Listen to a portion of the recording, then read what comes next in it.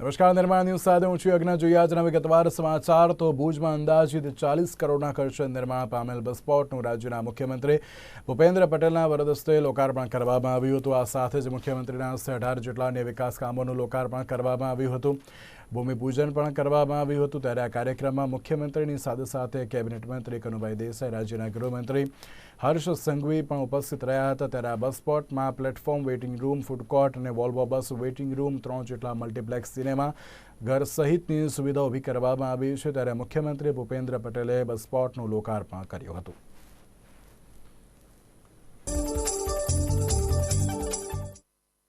ભારત પાકિસ્તાનની બોર્ડર પર વસેલો આ જિલ્લો ભુજ નગર ખાતે ઇન્ટરનેશનલ કક્ષાનું બસ સ્પોટ આજે ગુજરાતના મુખ્યમંત્રી શ્રી ભૂપેન્દ્રભાઈ પટેલના હસ્તે લોકાર્પણ કરવામાં આવ્યું.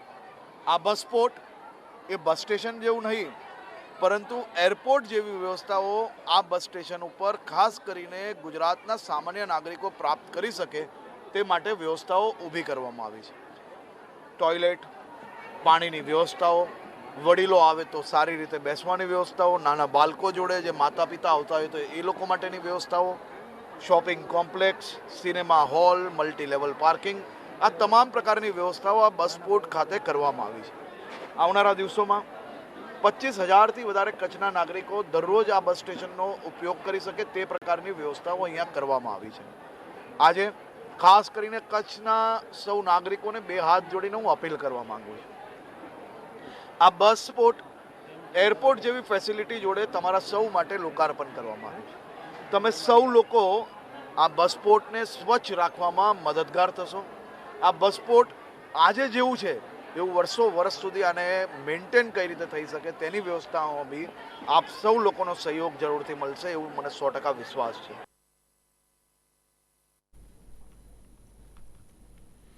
અમેરિકામાં ગેરકાયદેસર ઘૂસણખોરીના સૌથી મોટા ષડયંત્રનો ખુલાસો થયા બાદ ફ્રાન્સના વેટ્રી એરપોર્ટ પર ચાર્ટર્ડ ફ્લાઇટની તપાસમાં માનવ તસ્કરીનો પર્દાફાશ થયો હતો. માનવ તસ્કરીની આશંકાએ ફ્રાન્સે ફ્લાઇટને રોકીને તપાસ હાથ ધરી હતી, જેમાં ગુજરાતી સહિત 303 જેટલા પ્રવાસીઓ ઝડપાયા હતા. 21 જેટલા ગુજરાતી મુસાફરોના નામ પણ સામે આવ્યા હતા. મુસાફરો પાટણ, બનાસકાંઠા, માણસા, ગાંધીનગર ગ્રામ્ય અને આંધ્રના રહેવાસી છે. કબૂતરબાજી અને એજન્ટને લઈને સીઆઈડી ક્રાઇમ દ્વારા પણ તપાસ કરવામાં આવી હતી. ત્યારે રેકેટની તપાસ માટે 4 જેટલી ટીમો બનાવવામાં આવી હતી. તપાસમાં 4 ડીવાયએસપીની સાથે સાથે 16 પોલીસ અધિકારીઓની ટીમ તપાસમાં જોડાઈ હતી. ત્યારે ભોગ બનનારના પરિવારના નિવેદનો લઈને સીઆઈડી ક્રાઇમે તપાસમાં શરૂ કરી હતી. ત્યારે એજન્ટોએ કેટલા પૈસા લીધા, શું વાયદા કર્યા, ત્યાં ગયેલા લોકોની પરિસ્થિતિની તપાસમાં શરૂ કરી છે. અને આ રેકેટમાં મુખ્ય સૂત્રધાર એવા એજન્ટ પકડવા માટે સીઆઈડી ક્રાઇમ દ્વારા તપાસ પણ શરૂ કરવામાં આવી છે. 2 દિવસ પહેલા જે રીતે મીડિયા અને બીજા સોર્સિસથી અમને ખબર પડી હતી, આમાં એક જે પ્લેન ફ્રાન્સમાં ડિટેન કરવામાં આવેલ હતું. આમાં ભારત દેશના અમુક નાગરિકો, મેઇનલી પંજાબ અને આમાં અમુક ગુજરાતીઓ ત્યાં ડિટેન કરવામાં આવ્યા હતા. તે આ માહિતી બાદ માનનીય એડીજીપી સાહેબની સૂચનાથી તાત્કાલિક સીઆઈડી ક્રાઇમે એક તપાસ હાથ ધરવામાં આવે છે કે આમાં ગુજરાતના કેટલા ભોગ બનનાર લોકો છે. તો આજે સવારે જે મુંબઈ સુધી લોકો પરત પહોંચ્યા છે, આમાં અમુક ગુજરાતી લોકો પણ પરત આવેલા છે. આના લોકોની જે માહિતી છે તે માહિતી આધારે ગુજરાતના જે સીઆઈડી ક્રાઇમના અલગ અલગ યુનિટો છે એ લોકો પાસેથી આપણે માહિતી મેળવીને આ જે સમગ્ર કૌભાંડ છે, જેમાં અલગ અલગ ખોટા પ્રોમિસીસ આપીને ગુજરાતના જે નાગરિકો છે એમને મેઇનલી યુએસએ અને યુએસએ સિવાયના અન્ય દેશોમાં પણ મોકલવામાં આવતું હોય છે. તે ઉપર સીઆઈડી ક્રાઇમ એક કાર્યવાહી કરવા માંગે છે. અને તેના ભાગરૂપે અમે અલગ અલગ 4 ટીમો બનાવીને આ લોકો જે મૂળ વિસ્તારની હાલ સુધી માહિતી મળે છે એમાં મુખ્યત્વે ઉત્તર ગુજરાતના જે બનાસકાંઠા, પાટણ, મહેસાણા છે, સાથે સાથે આણંદ જિલ્લો છે, આના લોકોનું મોટા પ્રમાણમાં સમાવેશ છે.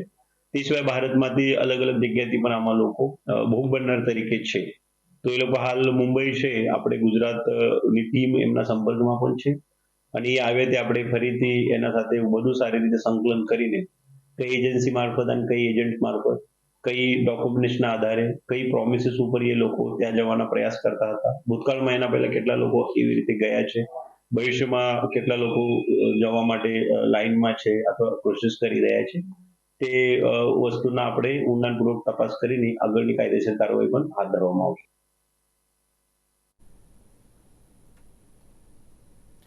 વાઇબ્રન્ટ સમિટ અંતર્ગત પાટનગર ગાંધીનગરના મહાત્મા મંદિર ખાતે આગામી 11મી જાન્યુઆરીએ પોર્ટલેન્ડ સિટી ડેવલપમેન્ટ સેમિનાર યોજવામાં આવશે. ત્યારે વાઇબ્રન્ટ ગુજરાત ગ્લોબલ સમિટ અંતર્ગત 11મી જાન્યુઆરી 2024ના રોજ ગુજરાત મેરીટાઈમ બોર્ડ દ્વારા પોર્ટ ઉપર ધ્યાન કેન્દ્રિત કરવા માટે માહિતીપ્રદ અને ઇન્ટરેક્ટિવ સેમિનારનું આયોજન કરવામાં આવી રહ્યું છે.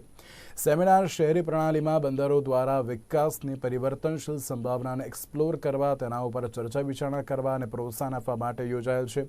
આ સેમિનાર સરકારી અધિકારીઓ, ઉદ્યોગ અગ્રણીઓ, આંતરરાષ્ટ્રીય રોકાણકારો, મેરીટાઈમ ઓથોરિટી વચ્ચે ચર્ચા કરવા અને વિચારશીલ નેતાઓના સંકલન માટે એક ગતિશીલ મંચ પ્રદાન કરશે. ગુજરાત આજે પોર્ટ સેક્ટરમાં આખા દેશમાં નંબર 1 છે. આપણા આખા દેશના અંદાજિત 39% જેટલા કાર્ગો ગુજરાતના પોર્ટના માધ્યમથી એક્સપોર્ટ કે ઇમ્પોર્ટ થાય છે અને એ કોઈ પણ બીજા રાજ્ય કરતાં ઘણું વધારે છે. એટલે આપણે ગુજરાત નંબર 1 છે અને બીજા સ્ટેટો કરતાં ઘણા ડિફરન્સથી નંબર 1 છે. એ આપની જે રીતે દેશની ઇકોનોમિક ગ્રોથ થઈ રહી છે એ ઇકોનોમિક ગ્રોથ માટે પોર્ટના ડેવલપમેન્ટ પણ એટલું જ અગત્યનું હોય છે. એટલે એ માટે આપણે નવા પોર્ટો બનાવવા માટે કયા પ્રકારના પોર્ટ હોવા જોઈએ, કયા પ્રકારની ફેસિલિટીઝ ત્યાં હોવી જોઈએ, કયા પ્રકારની કનેક્ટિવિટી હોવી જોઈએ, એના માસ્ટર પ્લાન આપણે બનાવી રહ્યા છીએ. જામનગરની જીજી હોસ્પિટલ ફરી એકવાર વિવાદમાં આવી છે. સર્જિકલ વિભાગમાં મહિલા ડોક્ટર અને સિક્યુરિટી ગાર્ડ વચ્ચે બબાલ થઈ હતી, જેનો વિડીયો વાયરલ થતાં જીજી હોસ્પિટલ ફરી એકવાર ચર્ચામાં આવી છે. મહિલા ડોક્ટર અને સિક્યુરિટી ગાર્ડ વચ્ચે લાફાવાળી પણ થઈ હતી. ગાડી પાર્કિંગ મુદ્દે ડખો થયો હોવાનું પણ જાણવા મળ્યું હતું. ત્યારે સિક્યુરિટી ગાર્ડે મહિલા ડોક્ટરને તેની માતા સાથે માથાકૂટ કરી હતી. આ મહિલા ડોક્ટરને તેની માતા જીજી હોસ્પિટલમાં જોબ કરે છે. આ બનાવ અંગે સીસીટીવી કેમેરાની મદદથી તપાસ પણ શરૂ કરવામાં આવી હતી. જોકે સમગ્ર મામલો ડીન અને અધિક્ષક સુધી પહોંચ્યો હતો.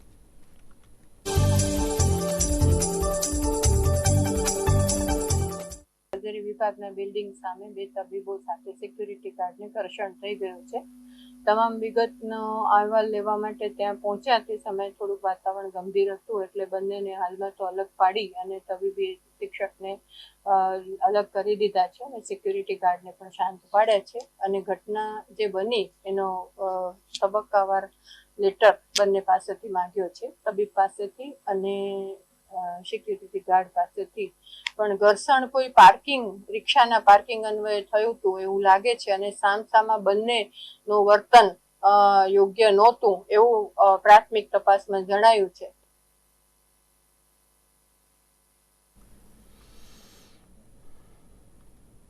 અરવલ્લીના મોડાસામાં રહેણાંક મકાનમાં પીઓપીનો સ્લેબ ધરાશય થવાની ઘટના સામે આવી હતી. ત્યારે માલપુર રોડ ઉપર આવેલી ચિંતામણી સોસાયટીમાં ઘટના બનવા પામી હતી.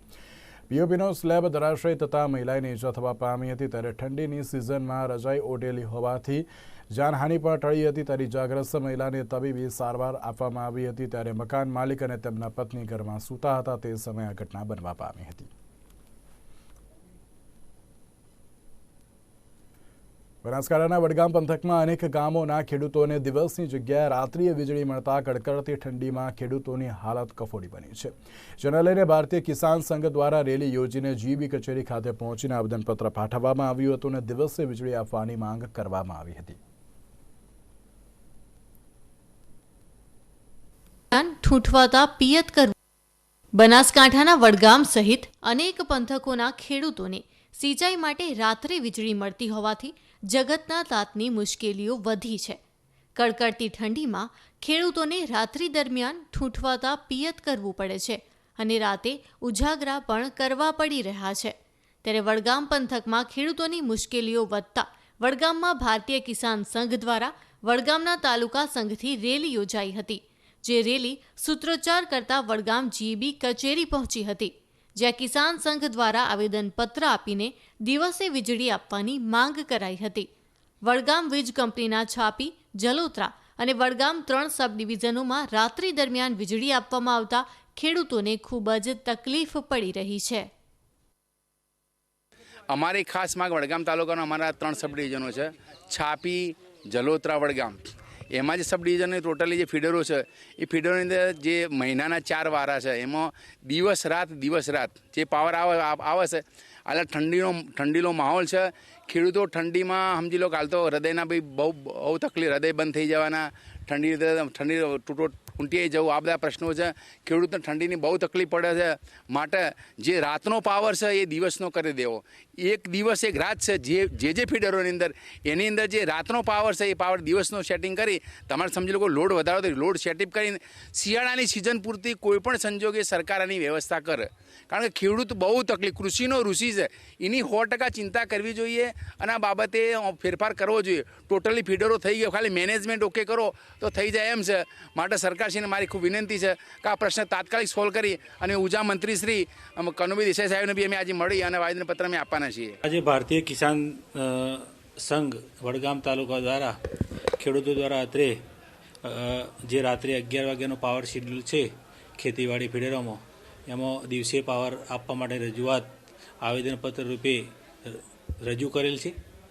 જે રજૂઆત અમે ઉપલી કચેરી મોકલી યોગ્ય ઘટતું કરવા આગળની કાર્યવાહી કરવા માટે જાણ કરીશું અને બને એટલો પોઝિટિવ નિર્ણય આમાં થાય એવી રજૂઆત કરીશું. આ મામલે વીજ કંપનીના અધિકારીએ પણ ખેડૂતોની માંગને ઉચ્ચ કક્ષાએ મોકલીને તેમની માંગનો હકારાત્મક ઉકેલ આવશે તેવી ખાતરી આપી હતી. તો કડકડતી ઠંડી વચ્ચે હાર્ટ એટેકના વધતા જતા બનાવો અને જંગલી જાનવરોના ભયને લઈને ખેડૂતો દિવસે વીજળીની માંગ કરી રહ્યા છે. સંજય જોશી, નિર્માણ ન્યૂઝ, પાલનપુર.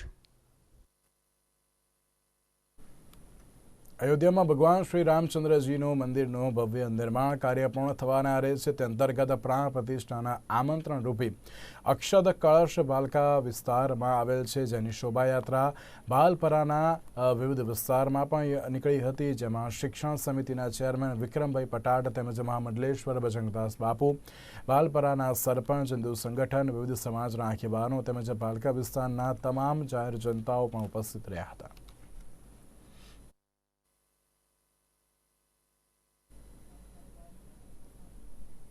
ગીર સોમનાથના વેરાવળની સેન્ટ મેરી સ્કૂલ ખાતે ગીર સોમનાથ જિલ્લા કક્ષાની સૂર્ય નમસ્કાર સ્પર્ધા યોજવામાં આવી હતી, જેમાં તાલુકા અને નગરપાલિકા કક્ષાએથી વિજેતા થયેલા ખેલાડીઓએ જિલ્લા કક્ષાની આ સ્પર્ધામાં ભાગ લીધો હતો. ત્યારે સ્પર્ધામાં વિજેતા થનાર ખેલાડીઓ રાજ્ય કક્ષાની સ્પર્ધામાં પોતાનું કૌવત બતાવશે. જિલ્લા કક્ષાની આ સ્પર્ધામાં વિજેતા થનાર તમામ ખેલાડીઓને રોકડ પુરસ્કાર અને પ્રમાણપત્ર આપીને સન્માનિત કરવામાં આવશે. ત્યારે આ વિજેતા સ્પર્ધકોને પ્રથમ નંબર આવનારને ₹21,000, દ્વિતીયને 15,000 અને તૃતીય નંબરને 11,000 ઇનામ આપવામાં આવશે. ત્યારે હવે તે રાજ્ય કક્ષાએ રમવા જશે.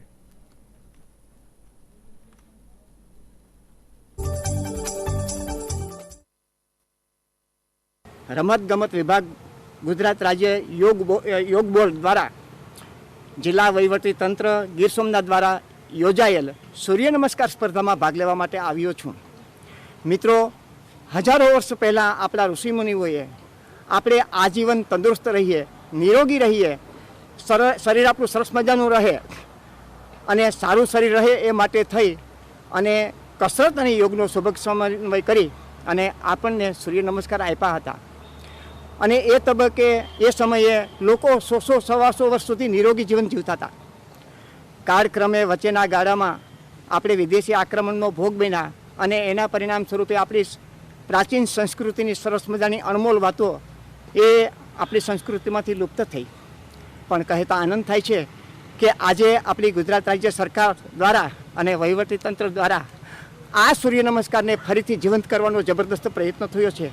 અને એના આનુષંગિક રૂપે જ આજે આખા ગુજરાત રાજ્યની અંદર પ્રત્યેક શહેરમાં, પ્રત્યેક તાલુકામાં આ સૂર્ય નમસ્કારની સ્પર્ધા યોજાઈ રહી છે.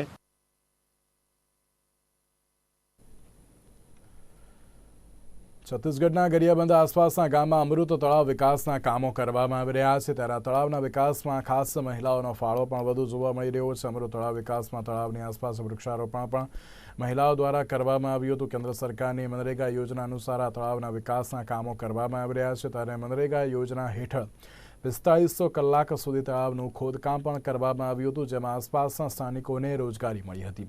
તળાવના વિકાસ બાદ તેમાં મહિલાઓ દ્વારા માછીમારી કરવામાં આવી રહી છે. પશુઓ માટે પણ પાણી ખૂબ જ ઉપયોગી સાબિત થયું છે.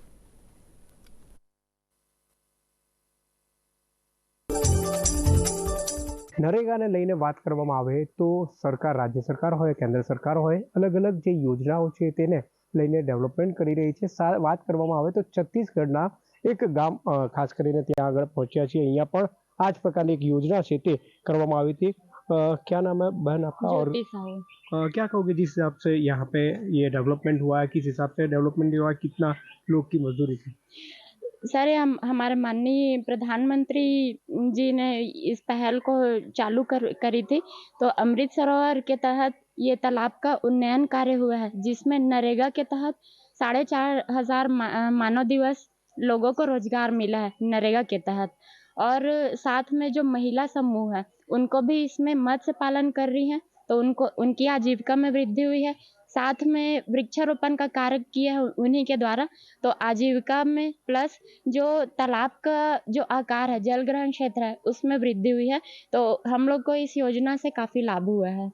ચોક્કસ વાત કરવામાં આવે કે જે પ્રમાણે જુદી જુદી રીતે લોકોને ખાસ કરીને અહીંયા વાત કરીએ તો ખૂબ જ સમૃદ્ધિ મળી છે, સાથે તળાવનું ડેવલપમેન્ટ થયું છે. क्या कहोगे चाचा, जिस हिसाब से यहाँ पे तालाब है, यहाँ के लोगों को, पशुपालक को किस हिसाब से है? पशुपालन कितना फायदा हुआ? कितना फायदा? फायदा तो बहुत हुआ है. काबर किसानी के योजना निकली है, मछली पालन और रोजगार मिले है. हमारा किसान है, बहुत कमा है. તો ચોક્કસ જે પ્રમાણે જુદા જુદા ડેવલપમેન્ટ કરવામાં આવી રહ્યા છે તે ગામમાં આવેલું જે તળાવ છે તેને પણ નરેગા અંતર્ગત અહીંયા વિકસાવવામાં આવ્યું છે અને સાથે અહીંયાના આસપાસના લોકોને પણ રોજગારી મળી છે. બ્રિજેશ દવે, છત્તીસગઢ.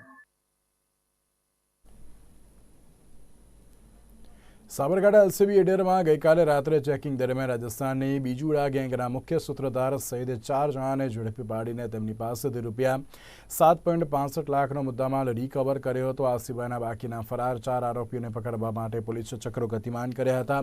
ઝડપાયેલા શખ્સો સાબરકાંઠા, ગાંધીનગર, મહેસાણા જિલ્લામાં 11 ધાડ લૂંટ, ગરફોડ અને મોટરસાયકલ ચોરી કરતા હતા તેની કબૂલાત પણ કરી હતી. ત્યારે સાબરકાંઠા એલસીબી એડર અને વિજયનગર પોલીસને આરોપીઓ સોંપ્યા હતા.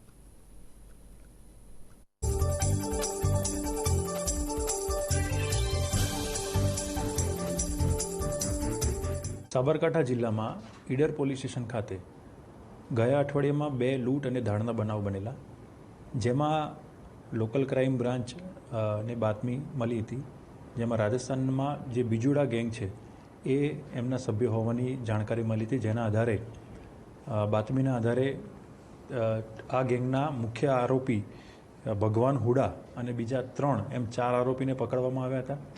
અને પૂછપરછ દરમિયાન ટોટલ સાબરકાંઠા જિલ્લાના 5 ગુના એમાં ડિટેક્ટ થાય છે અને અન્ય મહેસાણા, ગાંધીનગર જિલ્લાના બીજા 6 ગુના, એટલે ટોટલ 11 ગુના ડિટેક્ટ થાય છે અને 7.65 લાખ જેટલો મુદ્દામાલ પણ રિકવર કરેલો છે.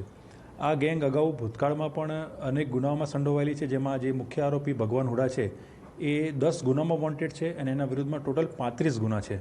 બીજો આરોપી વિનોદ ધુલેશ્વર છે એ 10 ગુનામાં સંડોવાયેલો છે અને ત્રીજો આરોપી પપ્પુ ઉર્ફે ભૂપેન્દ્ર હુડા એ 4 ગુનામાં સંડોવાયેલો છે. આમ એલસીબી ટીમને આ ગેંગને પકડી અને મોટી સફળતા હાથ ધરી છે. એની પાસેથી રિકવર, આ લોકોએ જે મુદ્દામાલ વેચ્યો છે એમને, એ મુદ્દામાલ એની પાસેથી રિકવર કરવામાં, ચોરીનો માલ રાખવાનો ગુનો એની પર રાખશે.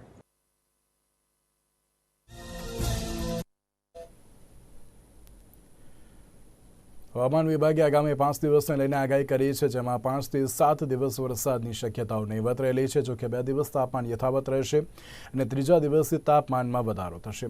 હાલ ઉત્તર દિશાથી ઉત્તર પૂર્વીય પવનો ફૂંકાઈ રહ્યા છે. જોકે આ વર્ષે વાદળછાયું વાતાવરણ હોય ત્યારે ઠંડીનો અનુભવ પણ ઓછો થશે અને રાજ્યના તાપમાનની વાત કરવામાં આવે તો નલિયામાં સૌથી ઓછું 9 ડિગ્રી તાપમાન નોંધાયું છે, જ્યારે અમદાવાદમાં 15.5 ડિગ્રી તાપમાન નોંધાયું હતું તો ગાંધીનગરમાં 14 ડિગ્રી તાપમાન નોંધાયું હતું.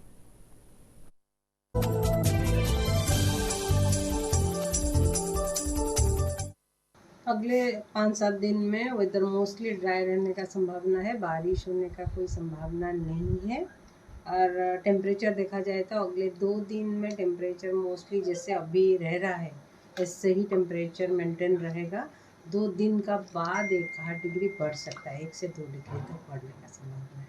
ठंडी का अनुभव नहीं लग रहा है क्योंकि हवा अभी बहुत कम चल रही है। और टेम्परेचर देखा जाए तो टेम्परेचर अभी 15.5 डिग्री सेल्सियस अहमदाबाद में रिपोर्ट किया गया है। और मैक्सिमम टेम्परेचर जैसे 26-25 आ रहा था, अभी 27-28 तक गया है। 28.7 डिग्री सेल्सियस रिपोर्ट हुआ है। अभी मैक्सिमम टेम्परेचर 2-3 डिग्री बढ़ गया है, इसके कारण से ठंड। विंड डायरेक्शन क्या है? अब अगले 2 दिन तक भी ऐसे ही विंड प्रिवेल करेगा, इसके कारण से 2 दिन तक टेम्परेचर ज़्यादा चेंज नहीं होने का संभावना है, लेकिन 2 दिन का बाद 1-8 डिग्री 1-2 डिग्री तक बढ़ सकता है।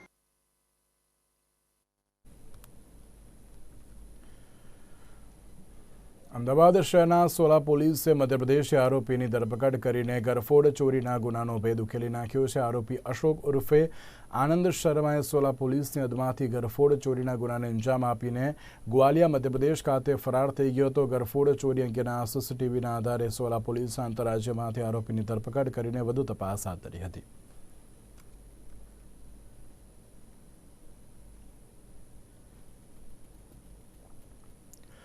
વડોદરાના હરણી રોડ સ્થિત સ્વામિનારાયણ મંદિરમાં ભવ્યતા અને દિવ્યતા સભર શાકોત્સવની ઉત્સાહભેર ઉજવણી કરવામાં આવી હતી અને સ્વામિનારાયણ સંપ્રદાયમાં શાકોત્સવનું આગવું મહત્વ રહેલું છે।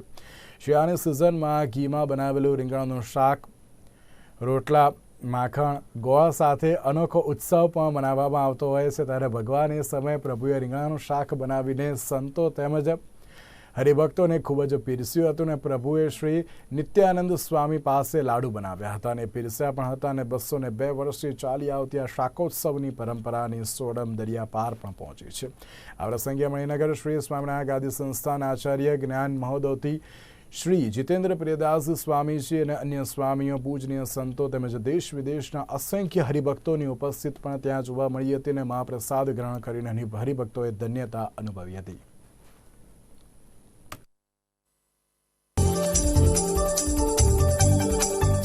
શ્રી સ્વામિનારાયણ મંદિર મણિનગર ગાદી સંસ્થાન સંચાલિત શ્રી સ્વામિનારાયણ મંદિર વડોદરા હરણી રોડ વિસ્તારમાં આજે સર્વાવતારી શ્રી સ્વામિનારાયણ ભગવાને જે 202 વર્ષ પહેલાં શાકોત્સવની શરૂઆત કરી હતી એનો ખૂબ જ ઉલ્લાસભેર એ ઉત્સવ મનાવવામાં આવી રહ્યો છે। અને આ પ્રસંગે શ્રી સ્વામિનારાયણ મંદિર વડોદરાના મહંત સંત શિરોમણી શ્રી હરિકેશવદાસજી સ્વામી, સનાતન સ્વરૂપદાસજી સ્વામી, મણિનગરથી પધારેલા યોગ વલ્લભદાસજી સ્વામી, હરિકૃષ્ણ વલ્લભદાસજી સ્વામી વગેરે અને બહુ મોટી સંખ્યામાં હરિભક્તોની ઉપસ્થિતિમાં એ શાકોત્સવની ઉજવણી કરવામાં આવી છે। અને આ શાકોત્સવ એનો તો ઇતિહાસ બહુ જ અનેરો છે। સ્વામિનારાયણ સંપ્રદાયની અંદર શાકોત્સવનું અનેરું મહાત્મ્ય રહેલું છે અને આપણા સર્વાવતારી શ્રી સ્વામિનારાયણ ભગવાન એ ઉત્સવિયા ભગવાન હતા અને એ ભગવાને આ જે શાકોત્સવની પરંપરા ચાલુ કરી અદ્યાપી પર્યંત મણિનગર શ્રી સ્વામિનારાયણ ગાદી સંસ્થાનના તે નાના મોટા મંદિરોમાં એ ઉત્સવ ઉજવાય છે અને બહુ મોટી સંખ્યામાં હરિભક્તો ઉપસ્થિત રહી અને આ મહોત્સવને માણે છે।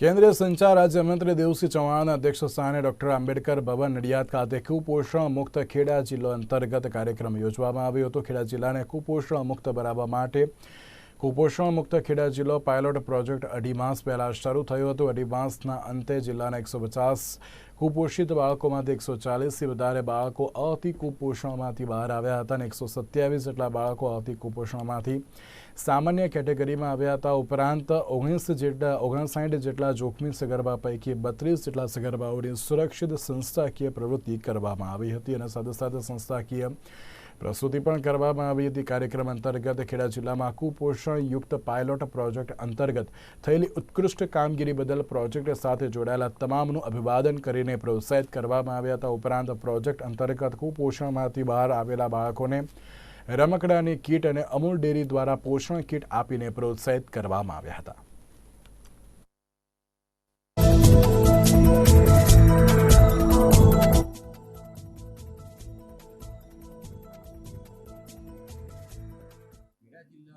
કુપોષણ મુક્ત બનાવવાનું એક અભિયાન શરૂઆત કરી છે। હમણાં તાજેતરમાં એક પાયલોટ પ્રોજેક્ટ 20 સપ્ટેમ્બરના રોજ શરૂ કરવામાં આવ્યો. ખેડા જિલ્લાના અતિ કુશિત બાળકોમાં ગળતેશ્વર, કાસકા અને મુરગા તાલુકાના કુલ મળીને 150 બાળકોને ચિહ્નિત કરવામાં આવ્યા. એ 150 બાળકોને ચિહ્નિત કર્યા પછી આઈડેન્ટિફાઈડ કર્યા પછી સતત 3 મહિના સુધી એને એક વિટ્રીફાઈડ ફૂડ દાતાઓની મદદથી, વિશેષ કરીને અમૂલ જેવી સંસ્થાઓની મદદથી આપવામાં આવ્યું અને જેના કારણે એ કુલ 150 બાળકોમાંથી માત્ર 3 મહિનામાં 140 બાળકો આજે સ્વસ્થ છે, કુપોષિતની ડેફિનેશનમાંથી બહાર આવ્યા છે. અમદાવાદના નારણપુરા ખાતે આવેલા રૂપલ પાર્ક ખાતેના વિશાળ ગ્રાઉન્ડમાં રાત્રિ ક્રિકેટ ટુર્નામેન્ટનું આયોજન કરવામાં આવ્યું હતું. વિશ્વ હિન્દુ પરિષદના અને બજરંગ દળ દ્વારા સમગ્ર રાત્રિ ક્રિકેટ ટુર્નામેન્ટનું આયોજન કરવામાં આવ્યું હતું. ત્યારે આ ટુર્નામેન્ટમાં લાઈવ કોમેન્ટ્રીએ પણ ક્રિકેટ રસિકોમાં ભારે આકર્ષણનું કેન્દ્ર બનાવ્યું હતું. આમંત્રિતોની હાજરીમાં રસપ્રદ ક્રિકેટ ટુર્નામેન્ટનું આયોજન કરવામાં આવ્યું હતું, જેમાં મોટી સંખ્યામાં ગુજરાતભરમાંથી વિશ્વ હિન્દુ પરિષદ અને બજરંગ દળના કાર્યકર્તાઓએ ભાગ લીધો હતો.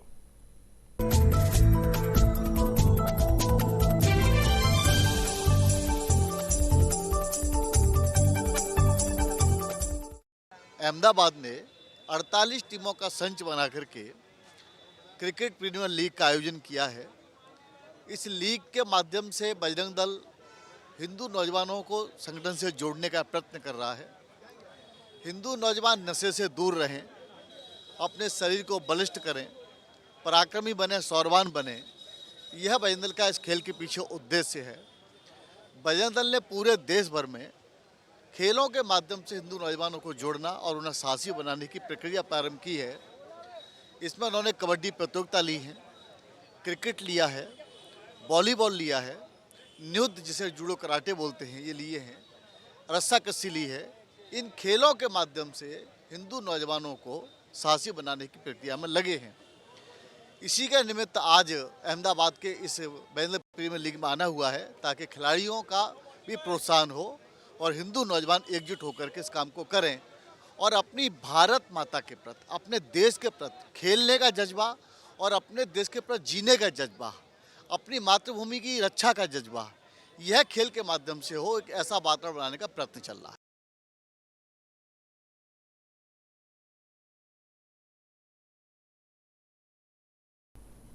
રાજકોટ શહેર પોલીસ દ્વારા ડ્રગ્સ નાબૂદી અભિયાન અંતર્ગત એનડીપીએસ આરોપી મેન્ટર પ્રોગ્રામ યોજવામાં આવ્યો હતો. રાજકોટમાં એનડીપીએસના કેસોમાં અગાઉ આરોપીઓ ઝડપાયા હતા, તેમનામાં પરિવર્તન આવે તેની સમજ આપવામાં આવી હતી. ત્યારે શહેરના 133 જેટલા આરોપીઓને પોલીસ હેડક્વાર્ટર ખાતે બોલાવીને કાઉન્સેલિંગ કરવામાં આવ્યું હતું. આ સેમિનારમાં તમામ પોલીસ મથકોના અધિકારીઓ પણ ઉપસ્થિત રહ્યા હતા અને સાથે સાથે કોઈ ડ્રગ્સ વેચતું જણાય તો શહેર પોલીસનો સંપર્ક કરવા માટે પોલીસ કમિશનરે અપીલ કરી હતી.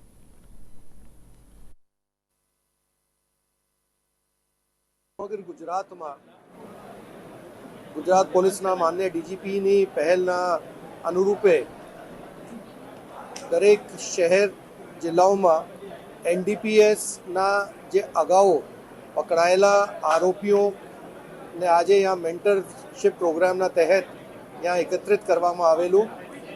રાજકોટ શહેરના લગભગ 133 જેટલા જે અગાઉ એનડીપીએસના કેસોમાં પકડાયેલા આરોપીઓ હતા, આજે यहाँ હેડક્વાર્ટર ખાતે બધાને બોલાવવામાં આવેલું. અમુક જે અગાઉ પકડાયેલા આરોપીઓ હતા એમાંથી અમુક લોકો ગુજરી ગયા, તો રાજકોટ શહેરમાં અત્યાર સુધી 157માંથી 133 લોકો આજે यहाँ હાજર રહ્યા. આ લોકોને કાઉન્સેલિંગ કરવામાં આવી, ખાસ કરીને ડ્રગ્સના સેવન બાબતે, ડ્રગ્સના વેચાણના સંબંધે પ્રોફેસર મીનુ જસદનવાલા દ્વારા પણ એ લોકોને કાઉન્સેલિંગ કરવામાં આવી. આ લોકોની તમામ માહિતીને અપડેટ કરવાનું પ્રોસેસ પણ આજ यहाँ કરવામાં આવેલું. અને સાથે સાથે જે મેન્ટરશિપ પ્રોગ્રામ હતા એને અંદર રાજકોટ શહેરના વિભિન્ન પોલીસ સ્ટેશનના અધિકારીઓ તથા કોન્સ્ટેબલો દ્વારા એ લોકોની ઓળખાણ કરાવી હવે એ લોકોને જિમ્મેદારી સોંપવામાં આવી છે કે આ લોકોને ઉપર સતત વોચ રાખે અને તમામ લોક ફરીથી આ પ્રવૃત્તિ સાથે ના જોડાઈ જાય અને ફરીથી આ પ્રવૃત્તિમાં ના પરત જતા રહે, એના માટે એના ઉપર દેખરેખ કરવી.